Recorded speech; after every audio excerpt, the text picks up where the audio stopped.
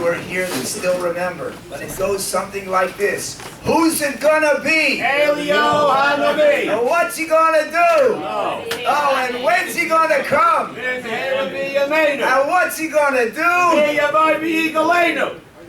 Rabbi Trenk, he never whispered.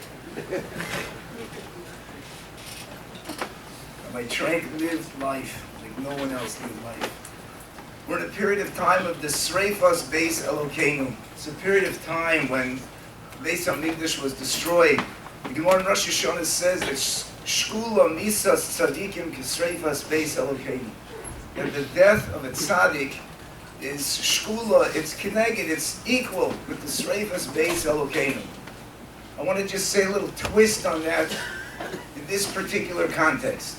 In the Navi, in the Navi, Zechariah, he says that, oh, that's where that comes from. I'm sorry, it comes from Navi. The Navi Yirmiyah says that there were people that walked around in the time of the bias, and they were saying, we don't have to worry about what the Navi is saying, because Heichal Hashem, Heichal Hashem, Heichal Hashem. We see the Beis HaMikdash is standing here. What do we have to worry about?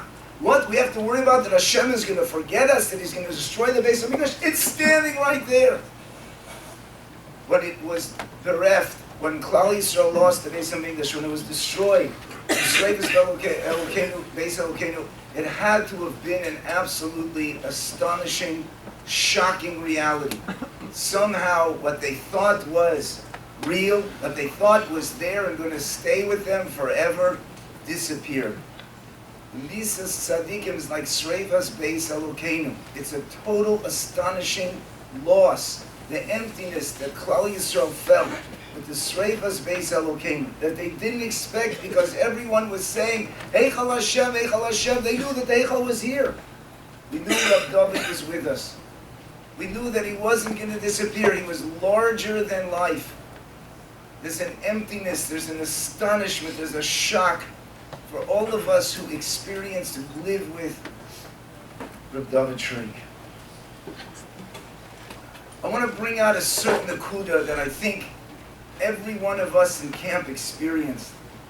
It's about Rabbi Dovid's ruach. It's about the power of his personality, his air, his ruach, his ruchnius. It's every aspect of ruach. The air, literally, that he breathed.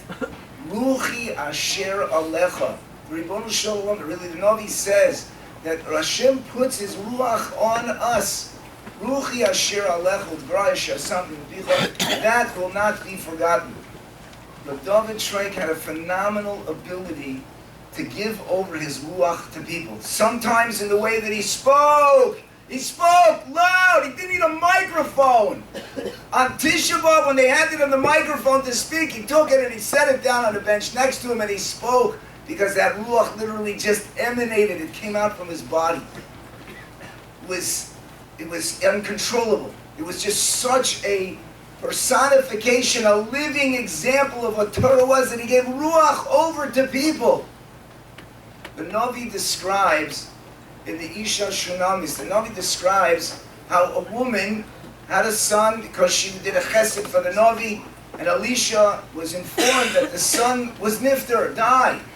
So Elisha sent Gehazi, he said, take my mishan, take my mishanis, take my staff, take it and put it on the child.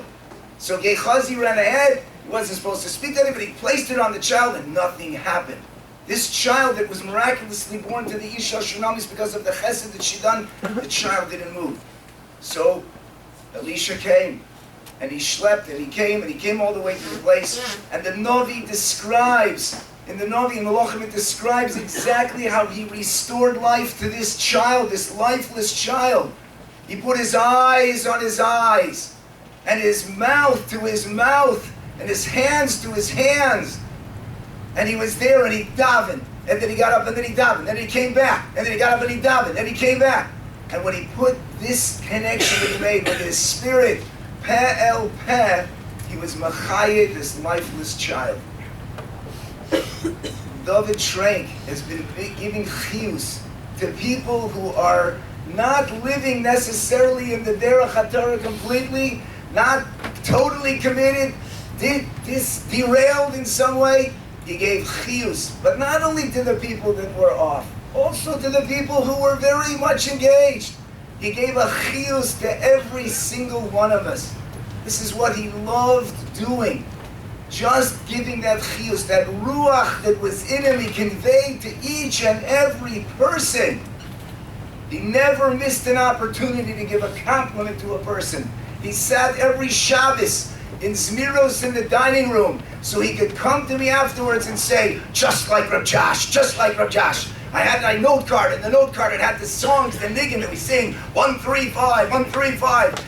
And Reb Dovid couldn't carry a tune. We all know that he was not good at carrying a tune. But he could appreciate that I have some way to remember how the niggin started, and he had numbers. And he said, just like Reb Josh, just like Reb Josh. Now, I was a 50-year-old man. I didn't need encouragement anymore. I was getting paid for my work. I loved to be up there. Rabbi Trenk was there every single Shabbos Seudah, just to be able to say, it was fantastic. It was just like Reb Josh. What it does for the Kinderlach. No one loved fun, Yiddish fun, to appreciate the value of the circus. This is a Camp Munk. It was a night activity once. It grew into a bigger thing. What Rabbi Dovid Trenk did on the night of circus, which was to stay down on the road and collect the money from the people coming in, it goes to tzedakah, so that we could all have a good time back on the mall.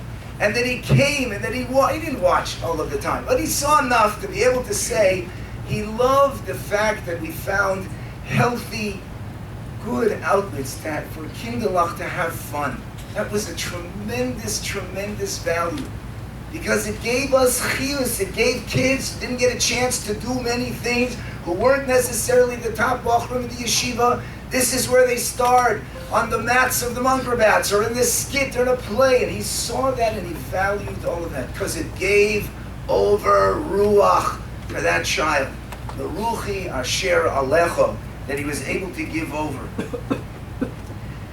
I remember already from the Hespedim at the Levaya, everybody has a shtickle Torah that they shared with, or that Rabbi Dovid Trenk shared with them. It was his favorite to that person. And throughout the summer, there was one particular one that we relived many, many times. It's a Klei Yoker in Parshas Korach. The Pasuk says that when Aaron was, after the Ma'aseh with Korach, Aaron was told to take a matzah from each shevet and to put it into the Aron Kodesh, and then after 24 hours, then the matzah that had prochim on it, that was the one that would show that the Levium, Shevet Levi, Aaron, and the Shevet Levi were the rightful leaders of Klal Yisrael. So the Klei Yoker says about why it was that Hashem used this tool particular. Why did Hashem choose to take a staff, a piece of wood, a shtick holds, and all of a sudden it had prochim on it, it had flowers, shkedi aparachas. So the Klei Yoker says, Lo lemishpat, lo le'enei b'nei Adam yishbot Hashem. Hashem doesn't judge a person like people judge people. We look at people. You look at an individual and he's dry, he's yovesh. He's yovesh below lachluchis. He doesn't have any moisture, mayim, no lachluchis mayim. There's no Torah, there's no chachma. Afal pichein hakodesh baruch hu mafricho. Even so, Hashem is going to make that person blossom. Now, how do we get there? How do we make that person blossom? This is Rabbi Dovid Trenk's life work. He took literally mates, people that were dry holts, people that were dry pieces of wood, and he found that lachluchis that was deep inside. He found a little something to bring out, that HaKadosh Baruch was able to bring out. Some people would have said, that person is not going anywhere. That person, what's going to be with this young man? And Rabbi Trenk saw in that person, he saw in all of us great potential that he brought out, Beruchi, with that ruach that he had, that spirit that he had. Rabbi Eli Munk had a minig that before visiting Sunday, he would write down how each bacher was doing, each of the campers was doing in the learning group. He took it very seriously. You had to sit with him for a few minutes. So if the boy was doing very well, was an E for excellent, was VG was very good, G was good, and CDB could do better. And that's what he did. So when he met the parents, and they would say, they didn't always meet the learning Rebbe, so he would be able to say how the child was doing in the learning groups. So he said, I could never ask Rabbi Trenk, because every boy was doing excellent. Every boy was doing excellent. Even though you could come into the learning group and most of the boys had their heads down, catching up on a few moments of rest. While Rabbi Trenk was explaining the Gemara, they were still down on the tables. But every boy was doing excellent. Because they would find a time that they'll be mafriach, that they will grow. On a personal note, my wife and I benefited from Rabbi Trenk's chizuk. He came to every single one of our simchas in Atlanta, Georgia, to the bar mitzvahs, to the chasanas, and he came every single time. There's one time where there's a little bit of a machlekes about what happened, but I pulled the car up to pick him up, and a police officer turned to me and yelled, "Don't move that car out of the ridge or I'm going to throw you in jail!" I was waiting to pick him up. And then Rabbi Trenk came out to the car with the Rebbitzin, and then he said, oh, like he saw who I was picking up. He said, okay, you can pull your car forward. So Rabbi Trenk said the story over with his rendition. I want to say with my rendition, this police officer, a southern young man who grew up, can imagine what southern young men look like in Atlanta, Georgia. And he saw the likes of Rabbi Trenk, and he said, oh, you can move your car wherever you want to move your car. Rabbi Trenk was literally indefatigable as referenced. He moved everywhere and all the time. Maybe when he was a child, they would have called him that he had ADD or ADHD, but he used it all in Tova, so his ability to relate to people. I once saw him use this midah in a different capacity.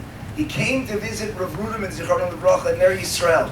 And I happened to be in Rav Ruderman's house at the time, and Rabbi Dovid Trenk came in, and we greeted each other, and then I literally saw him start to shake.